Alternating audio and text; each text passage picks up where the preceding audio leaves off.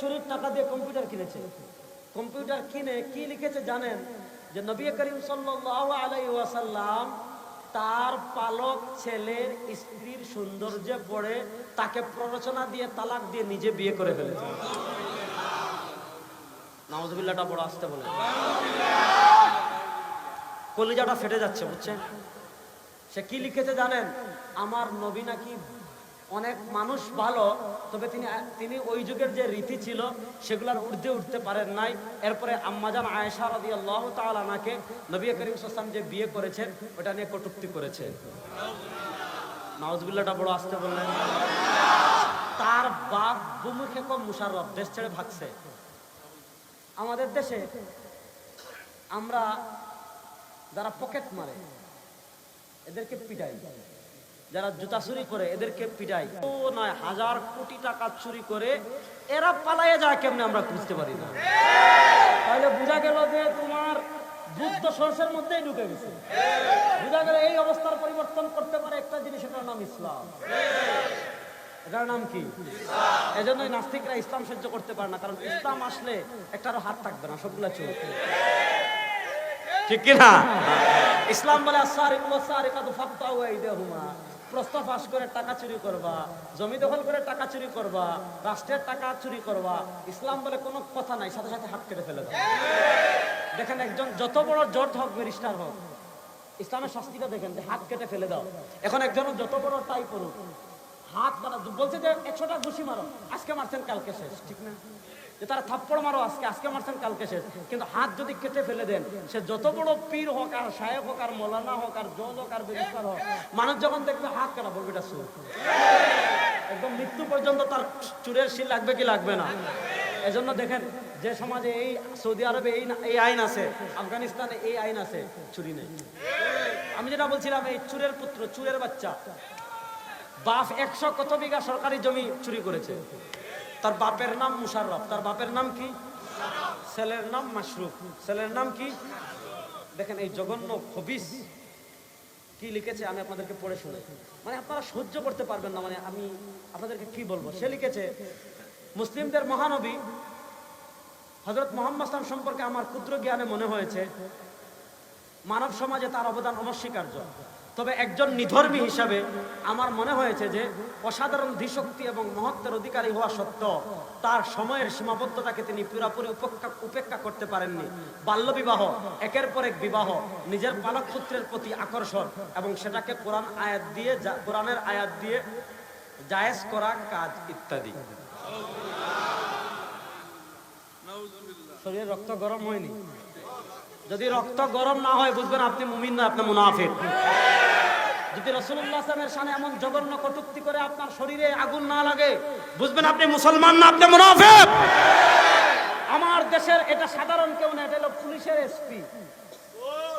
আমাদের ট্যাক্সের টাকায় বেতন পেয়ে, আমাদের ট্যাক্সের টাকায় বেতন পেয়ে ব্লগে আমাদের নবীকে কটূক্তি করবে, বাংলাদেশের মুসলমানরা সহ্য করবে না, বাংলাদেশের মুসলমানরা মেনে নিতে পারে না। আমরা আমার নবীর ইজ্জতের জন্য না, আমার নবীর একটা চুল নিয়ে যদি কেউ কটূক্তি করে, আমার নবীর একটা চুল মুবারকের ইজ্জতের হেফাজতের জন্য লক্ষ লক্ষ মুসলমান জীবন দেওয়ার জন্য প্রস্তুত।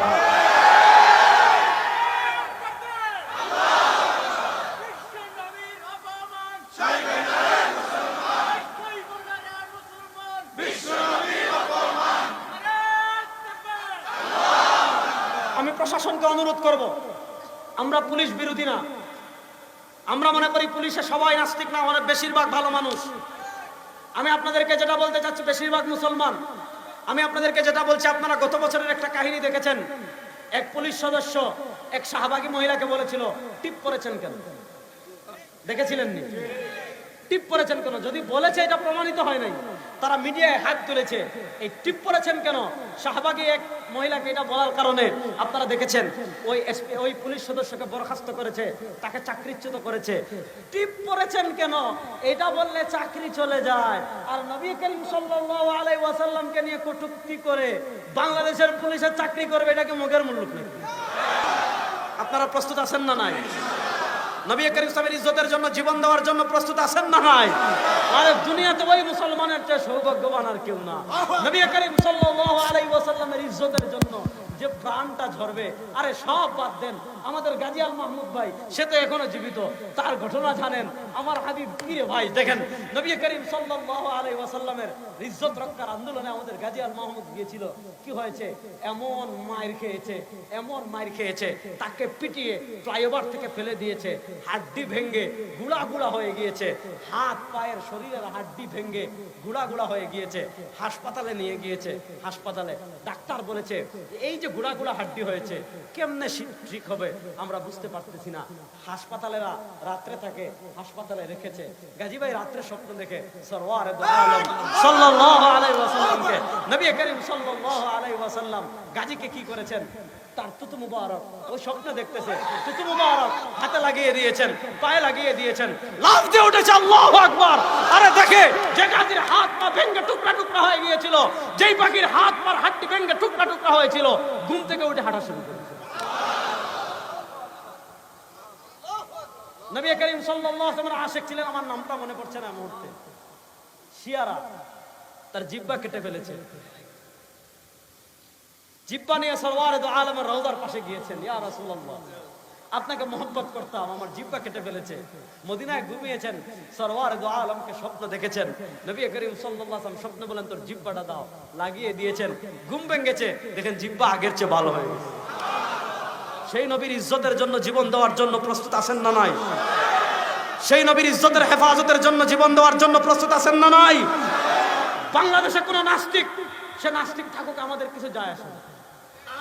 এটা ধর্মনিরপেক্ষ দেশ, আমরা যেমন আছি, হিন্দু যেমন আছে, বৌদ্ধ যেমন আছে, নাস্তিকরা তাদের মতে থাকুক, আমাদের আপত্তি নেই। কিন্তু কোন নাস্তিক নবী করিম সাল্লাল্লাহু আলাইহি ওয়াসাল্লামের শানে আঘাত করবে আর কটূক্তি করবে, পরিস্থিতি কি হবে এটা বলা যাচ্ছে না। আজকে আমরা শাইখ চরমনাই আবিদুল্লাহকে দেখিয়ে এসেছি সব তার কাজকর্ম, তার পাপের ফিরিস্তি তাকে আমরা দিয়ে এসেছি। আমাদের সব নেতৃবৃন্দ দেখতেছেন, তদারকি করতেছেন। আমরা প্রথমে আপনাদেরকে দাবি জানাচ্ছি যে আপনারা তাকে দ্রুত চাকরি থেকে বরখাস্ত করে আইনের আওতায় আনুন।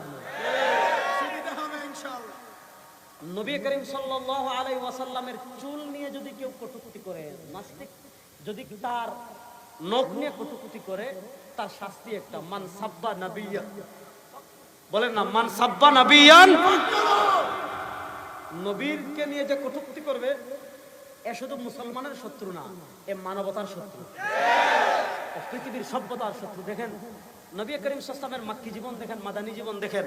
আমার নবী করিম সাল্লাল্লাহু আলাইহি ওয়াসাল্লামকে কাফেররা কত কিছু বলেছে, সাহির বলেছে, জাদুকর বলেছে, পাগল বলেছে, কত কাহিনুন গণক বলেছে, কিন্তু নবী করিম সাল্লাল্লাহু আলাইহি ওয়াসাল্লামের চরিত্র নিয়ে কাফেররা কখনো কোনো আপত্তি তুলে কত।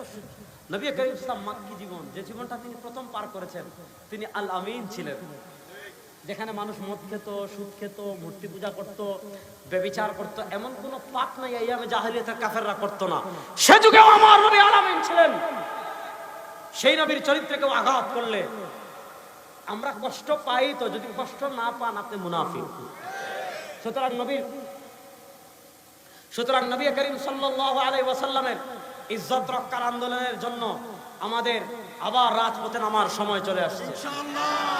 নারায়ণগঞ্জের মুসলমান প্রস্তুত আছেন না নাই? আমাদের পরিচয়, আমরা মুহাম্মদের সেনা, আমরা সবাই রাসূল সেনা। আর আসতে বলেন নারায়ে তাকবীর, আমরা সবাই রাসূল সেনা। আর দুই হাত তুলে বলেন আমরা সবাই রাসূল সেনা, আমরা সবাই রাসূল সেনা। তোমার নেতা আমার নেতা, তোমার নেতা আমার নেতা, আমার নবীর অপমান সইবে না রে মুসলমান। নারায়ে তাকবীর। আল্লাহ রাব্বুল ইজ্জত ওয়াল জালাল নবী করিম ইসলামের ইশক ও মুহাব্বত হৃদয় ধারণ করে আমাদের সবাইকে কবরে যাওয়ার তৌফিক দান করেন।